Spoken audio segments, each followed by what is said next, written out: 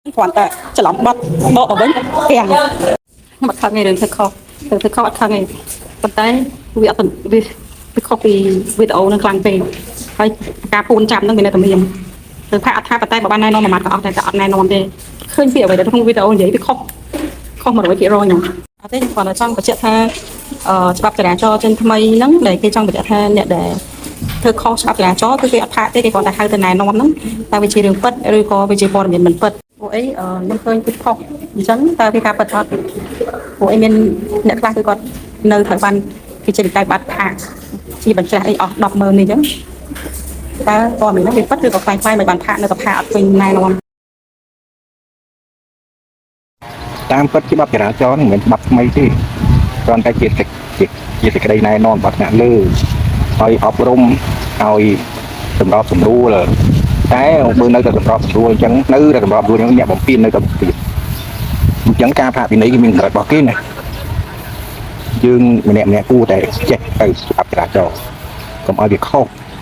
កុំអាងតែគេណែនាំមិនផាកយើងនាំគ្នាធ្វើតែបំពេញទៅលើច្បាប់អាហ្នឹងមតិខ្ញុំថាខុសណែនាំខ្លះទៅករណីខ្លះវាដដែលពេកអាហ្នឹងគេអាចពិន័យយើងទៅអាហ្នឹងវាជាគោលការណ៍អញ្ចឹងឯងច្បាប់ហើយការនិយាយនេះមិនមែននិយាយទៅកាន់ជើងខាងសមត្ថកិច្ចឬខាងណាមួយខ្ញុំក៏អ្នកកម្មកោតខ្ញុំក៏អ្នកបើកបរលើផ្លូវដែរហើយខ្ញុំក៏ធ្លាប់ផ្លូវសមត្ថកិច្ចពីនៃដែរមិនអត់ទេធ្លាប់សមត្ថកិច្ចពីនៃច្រើនដូចគ្នាហ្នឹងហើយកាលណាយើងខុសគឺពីនៃដែរតែក្រណការពីនៃគឺមានកម្រិតរបស់គេស្រាលធ្ងន់ទៅតាមកំហុសអរគុណច្រើនហ្នឹងខ្ញុំគ្រាន់តែចង់បញ្ជាក់ថាប៉ុណ្្នឹងទេព្រោះដោយសារអីខ្ញុំអាករណីដែលខ្ញុំឈួបនេះវាអត់មានអីធ្ងន់ទេហើយក៏ខ្ញុំមិនដែលបានហើយខ្ញុំក៏ចង់ដឹងដែរថាទៅដល់កន្លែងហ្នឹងវាមានរឿងអីតើគេនឹងណែនាំច្បាប់ចរាចរណ៍អីទេវាអត់មានឃើញណែនាំអីក្រៅពីប្រាប់ថាអស់100000ហើយអាការៈដែលខ្ញុំឃើញហ្នឹងតើវាកម្រិតមិនខ្ញុំវារៀងអត់ធ្វើសប្បាយចិត្តព្រោះថាវាខុសហើយយើងធ្វើខុសយើងខុសហើយខ្ញុំវាច្រឡំបត់ព្រោះគាត់ថាដូចនៅបត់ឆ្ដាំវា3ម៉ែត្រដល់5ម៉ែត្រវាត្រូវទៅដល់កន្លែងការងារប៉ុន្តែបើយើងត្រូវបត់ឆ្វេងយើងត្រូវជិះឆ្ងាយជាងវាងស្តុប2ជុំអីហ្នឹងមិនដល់អ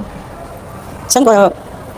វាច្រឡំខ្ញុំធ្លាប់បើកព្រៀងយប់ទៅពេលថ្ងៃហ្នឹងបើកម៉ោងភ្លឺទៅចំពួកគាត់នៅហ្នឹងអាហ្នឹងយើងខុសហើយយើងបើកអញ្ចឹងយើងខុសយើងវាភ្លេចព្រោះយើងដែរបើកពេលប៉ូលីសធ្វើការហើយខ្ញុំវា surprise ផងថាពេលដែលខ្ញុំចូលទៅមុននឹងកាច់ទៅហ្នឹងក៏អត់មានភ័យប៉ូលីសទេតែពេលដែលខ្ញុំនឹងធ្វើទៅខុសត្រឡប់មកវិញគាត់ពួនឡើង4 5នាក់ពួនឡើងចិត្តល្អហ្មងហើយក៏ពួនឡើង1.8 ម៉ែត្រហើយខ្ញុំក៏ចង់ដឹងថាខ្ញុំទៅដល់ហ្នឹងគេធ្វើអីគេណែនាំថាមិនតែអត់មានពាក្យណែនាំគេថាអស់100000ចុះខ្ញុំអស់100000តែមានឃើញពាក្យណែនាំអីផងហើយកំហុសអីគេធ្ងន់គ្រាន់តែច្រឡំបាត់បន្តិចស្រាប់ចេញមកវិញចេះរួចទេពួនឡើងចិត្តឬឡើង5នាក់ពួនឡើងមើលអត់ឃើញ